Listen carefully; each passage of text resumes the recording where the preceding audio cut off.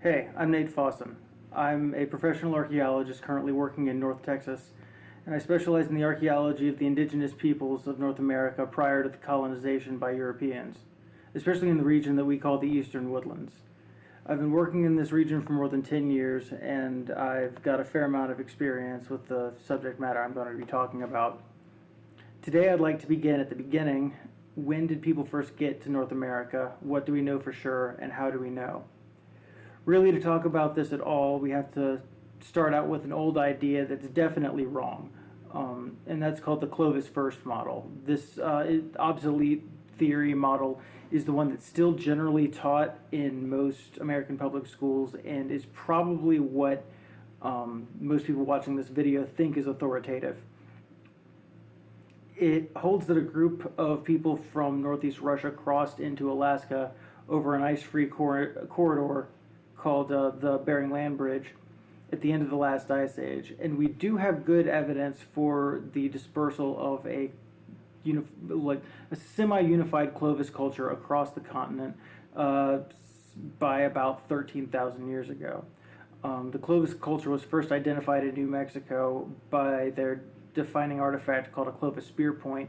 I'll put a picture up there, but it's essentially a long, broad spearhead that has a kind of a flute, what's called a flute scar or a fuller scar running up the middle that allows for better, tighter hafting and less drag when it impacts a fleshy animal like a bison or a mammoth. So this spear point is found all over the United States, but it's especially common in the Tidewater region around like Maryland, Northern Virginia.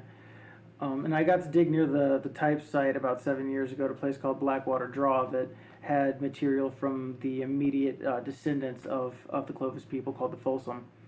At least these people, in at least some cases, were hunting these large Ice Age game, like the mastodon, like the giant bison, Bison antiquus.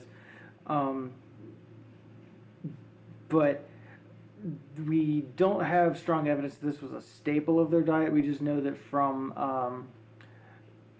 faunal remains, the actual carcasses of the animals that have spear points embedded in them, it definitely happened at least some of the time. For a long time, it was believed that because the Clovis toolkit appeared everywhere in the country, seemingly all at once, that was the evidence that was drawn upon to say that these were the first people coming into the continent. But in the last few decades, some new sites and new methodologies have kind of shown this to be incorrect. The Meadowcroft Rock Shelter produced some early evidence of a pre-Clovis component in kind of western Pennsylvania. And the Galt site in Texas and the Topper site in South Carolina also appear to have some kind of a pre-Clovis component. But I think the strongest evidence for pre-Clovis in North America is a site called Cactus Hill in Virginia. And what happened there was that the archaeologists were excavating, they hit a Clovis component, they finished excavating it, and then underneath that they had a sterile sandy layer. They punched through the sand, and underneath that were more artifacts. At the time, they radiocarbon dated it, and it came back with dates that predated Clovis in like the 14,000 year ballpark. And at the time, most people thought that it was intrusive, that like maybe some kind of burrowing animal had brought that like carbon sample up in the strata, and so it was actually a Clovis era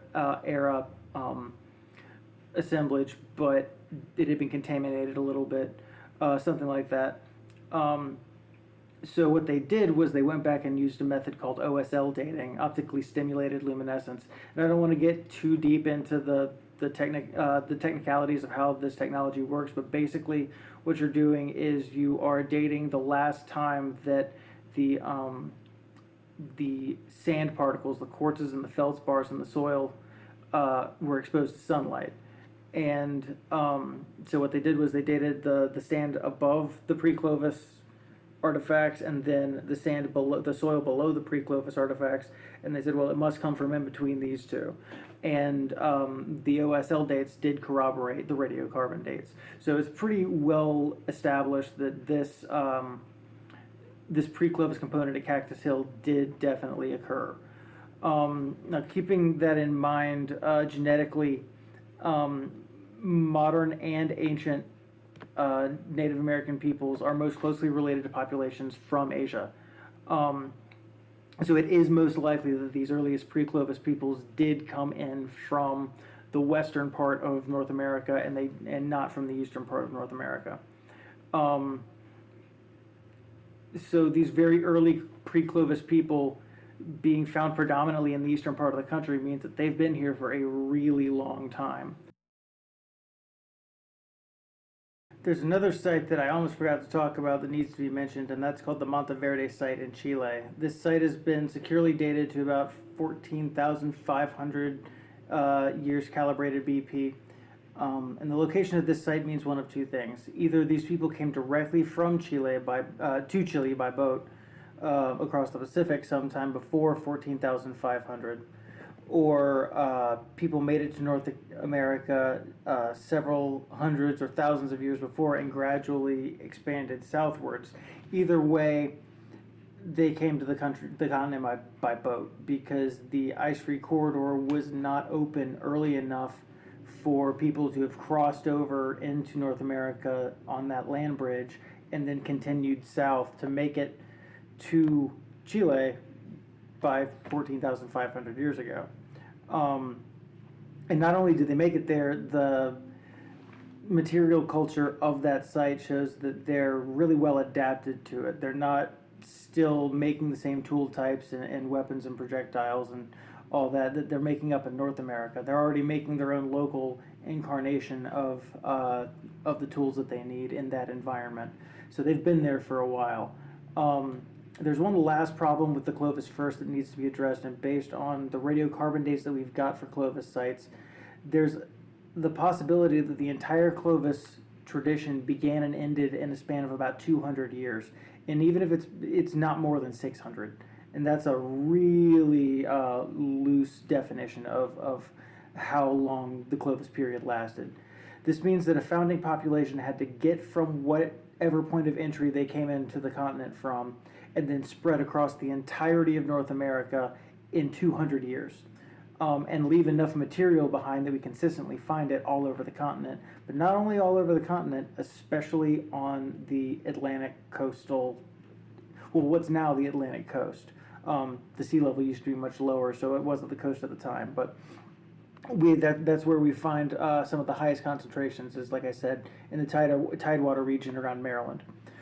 So it's far more likely that the continent had already been colonized by people, most likely from East Asia, and there were small populations all across the continent.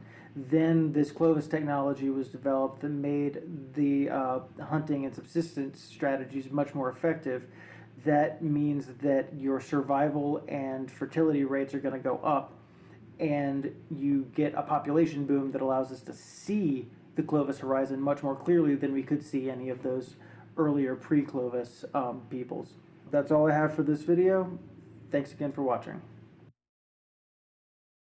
What I'm trying to do with this channel is twofold. First, archaeologists in America have historically done a very poor job of making the information about our country's past available to the general public outside of the university classroom. Most people have not taken an archaeology class, and they won't really hear about what I know about otherwise. The result is that most people I talk to are unaware of the rich pre-colonial history of the continent. Americans cross the Atlantic every year to see famous archaeological sites like Stonehenge, the pyramids of Giza, Lascaux Cave, things like that, and they generally aren't aware of major monumental sites here in the country like Monk's Mound or Poverty Point, or Chaco out in New Mexico.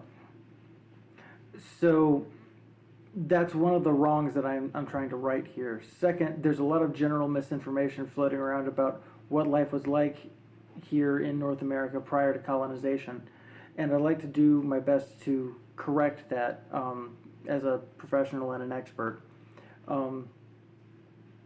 If this is something that interests you, then please continue to watch. Thank you.